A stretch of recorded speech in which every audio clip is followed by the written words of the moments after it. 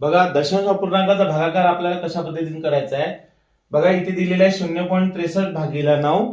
तर अशा पद्धतीमध्ये बघा इथे काय झालेलं आहे, अंशामध्ये छेदापेक्षा जास्त स्थानानंतर दशांश चिन्ह आलेलं आहे। मग सरळ सरळ आपण काय करायचं, सुरुवातीला दशांश चिन्ह विसरून जायचं, 63 भागीला 9 करायचं। 63 भागीला 9 जर केले 9 7 63 म्हणजे 7 हे उत्तर येते। आणि याच्यानंतर काय करायचं, बघा अंशामध्ये काय झालेलं आहे, 2 स्थानानंतर दशांश चिन्ह आहे, छेदामध्ये एकच स्थानानंतर नाहीये दशांश चिन्ह म्हणजे 0 स्थानानंतर, याची वजाबाकी करायची। वजाबाकी हे 2 येते, बघा 2 ही धनसंख्या आहे 2।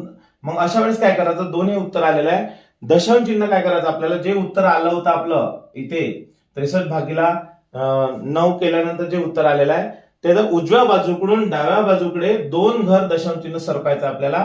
म्हणजे इथे दशांश चिन्ह पकडायचं, एक घर, हे 2 घर आणि इथे दशांश चिन्ह आपल्याला द्यायचं आहे। बघा अशा पद्धतीने आपण ते उदाहरण सोडू शकतो।